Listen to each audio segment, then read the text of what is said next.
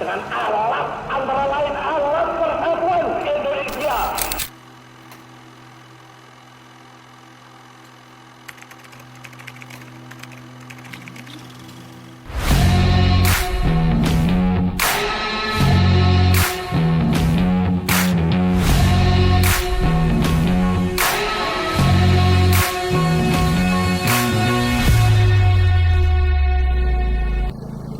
Dulu rumah saya waktu kecil di seberang sana, jadi kita miskin sekali lah. Kebetulan dulu sini ada satu lapangan sepak bola, lapangan desa. Itu juga saya nggak terlalu main gitu. Tetapi dalam pikiran saya setelah saya dewasa, apa sih yang sebenarnya bisa untuk orang tahu Pati itu apa?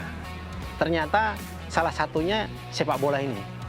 Awalnya hanya 7 lapangan, bisa ada 2 sintetis, 4 lapangan biasa, dan 1 lapangan pasir. Ini tentunya untuk memberikan satu fasilitas yang cukup baik kepada anak didik kami. Dengan beriringnya waktu, saat ini sudah 200 lebih murid kami. Dan alhamdulillah terus berjalan dan terus berjalan. Kita bangun juga asrama yang nantinya cukup untuk 500 orang. Gitu. Jadi saya berpikir rata-rata pemain sepak bola kalau usianya sudah pensiun, ini kan kita berpikir juga akademiknya. Supaya akademiknya paling tidak mereka juga mempunyai ijazah yang tentunya bisa dimanfaatkan untuk di kemudian hari. Jadi sepak bola bukan hanya melulu sepak bola. Kalau di kami di sini kita juga kasih pendidikan akademik yang tentunya bisa memberi bekal buat di kemudian hari. Kami mulai dari SD, SMP, SMA, universitas, dan ini bagian daripada memang memadukan antara olahraga dan akademik. Kami ingin mendidik siswa-siswa yang hobi olahraga, terutama sepak bola, dan mempunyai akademi ini mesti seimbang. Jadi artinya anak-anak ini punya hobi sepak bola, tetapi tidak melupakan dari pelajaran yang di sekolah. Tentunya kita juga di universitas, kita ada jurusan pendidikan olahraga. Kita ada ekstrakurikulernya, mungkin tadi disampaikan kita juga ada kandang kambing, kandang domba, yang ini bagian kecil untuk mereka bahwa beternak domba juga itu kan perlu kita pelajari juga kan gitu. Beternak itu kan sangat baik kan gitu loh. Terus kita juga di sini ada 16 prodi. Kalau kita universitas kita ada 16 prodi pendidikan, ada pendidikan guru SD, ada sarjana hukum, ada ekonomi. Kita ada 16 prodi. Inilah bagian dari komplitnya kita, dan tentunya ini bisa dipakai untuk role model juga di suatu daerah yang lain gitu. Sebagai sekolah yang berbasis boarding school, SMP Terpadu Bina Bangsa itu memberikan pembelajaran tidak hanya akademik, tetapi juga pembinaan mental dan spiritual. Di kompleks pendidikan kami memiliki masjid dan juga kapel atau gereja untuk anak-anak kami beribadah sesuai dengan kepercayaan masing-masing. Sekolah ini tidak hanya membekali akademik saja, tetapi dengan kemampuan skill sepak bola yang handal dan profesional. Akhirnya diadakanlah pendidikan sepak bola di lingkungan pendidikan kami. Selain itu, mental juga kami didik mulai dari bangun tidur hingga tidur lagi, semua berbasis disiplin. Jadi sudah ada peraturan yang harus dilaksanakan oleh anak-anak kami. Tidak hanya itu, peraturan itu dibuat juga atas kesepakatan dengan orang tua murid, sehingga komunikasi dua arah antara sekolah dengan orang tua murid juga sangat terjaga dengan baik. Kami memiliki banyak sekali coach yang profesional dengan latar belakang yang luar biasa, dan di situ anak-anak kami dididik secara kemampuan skill sepak bolanya sesuai dengan kemampuan mereka. Yang unik dari sekolah ini adalah sebuah nasionalisme. Siswa di sini adalah siswa dari seluruh Nusantara, mulai dari Sabang sampai Merauke. Di sini mereka berproses untuk menjadi atlet sepak bola yang profesional, tetapi tetap mengedepankan nilai-nilai akademis. Pertama, mereka mendapatkan ijazah formal, mulai dari SD, SMP, sampai SMA. Selain fasilitas yang terus-menerus diperbaiki, kita juga selalu memperbaiki SDM kita, sehingga nanti bisa memberikan bekal yang positif buat anak-anak kita. Tentunya kami selalu memperbaiki diri, menambah fasilitas tentunya kalau memang itu syukur-syukur ada support dari pemerintah untuk menguatkan di sini. Kita sudah ada lapangan yang cukup banyak ini, dan ini kita juga bekerja sama dengan desa juga untuk menguatkan bagaimana di Kabupaten Pati ini, terutama di Desa Mojo Agung, Kabupaten Pati, ya tagline kita adalah dari desa untuk Nusantara. Saya sangat berharap juga kalau mungkin timnas ya usia muda lah ya berlatih di sini, kami siapkan tentunya. Kan ada beberapa klub juga kemarin yang udah TC di sini, ada Madura United, ada juga Barito. Ya nggak usah jauh-jauh TC, kita bisa lihat di sini bahwa pemusatan latihan di sini dan tidak terlalu dekat dengan kota. Memang ini di desa dan fokus untuk anak-anak ini lebih kuat. Kami menyediakan fasilitas, kami menyediakan pelatih, kami menyediakan guru dan sudah komplit di situ. Dan saya rasa belum ada satu sekolah sepak bola yang, mohon maaf, bukan kami sombong, tetapi ini adalah bagian yang terkomplit. Jangan ragu bahwa di tempat kami kita sediakan tempat yang untuk berlatih anak-anak dengan baik.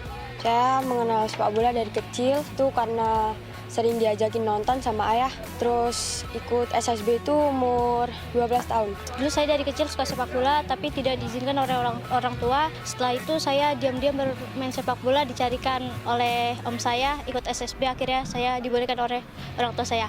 Saya berharap juga liganya dimulai, habis itu yang tim putri Safin Pati bisa mendapat klub. Saya sekitar masuk tahun 2021, perasaan saya ya kayak senang aja dengan fasilitasnya yang sekarang. Buat teman-teman yang punya cita-cita menjadi pemain sepak bola, mungkin bisa bergabung bersama kita, latihan bareng bersama kita biar lebih giat lagi, biar lebih termotivasi lagi buat ke depan. Nama saya Muhammad Diki Rizky, biasa dipanggil Kiki, saya asal Bandung. Nama saya Gofran Al-Ghazali, asal saya dari Tidore, Maluku Utara. Yang saya lihat karena fasilitasnya lengkap, terus juga pelatih-pelatihnya bagus-bagus juga. Fasilitasnya juga luar biasa ya, pelatih-pelatihnya juga, program-programnya bagus.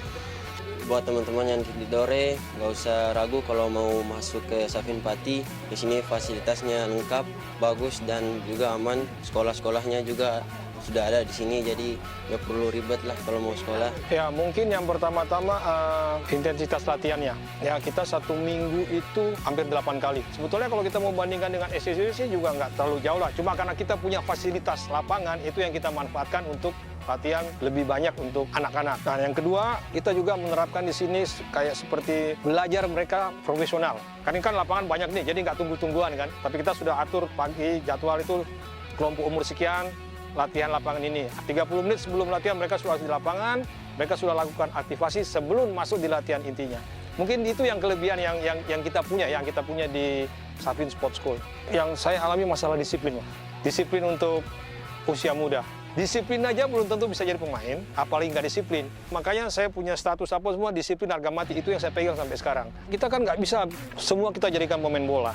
Contohnya kalau dia misalnya tidak ada bakat main bola, itu saya langsung bicara dengan orang tuanya. Ini anak sepak bolanya kalau kita latih dengan yang lain pasti terlambat karena memang nggak punya bakat. Tapi di akademiknya bagus. Bagaimana ibu? Mau tetap di sini atau mungkin dia difokuskan di sekolah? Karena sayang, karena dia punya kelebihan di misalnya di akademiknya. Salah satunya yang buat daya tarik orang tua kenapa mau di sini dan anak-anak ya fasilitas ini layak banget. Karena di sini kemarin kita ada Barito sudah 2 minggu di sini, Madura 2 minggu di sini. Itu pelatih orang bule datang ke sini itu mereka bilang di Jepang dia paling banyak 2. Kita ada 7 dan semua kualitasnya menurut mereka ya kualitasnya bukan lapangan yang asal dibikin.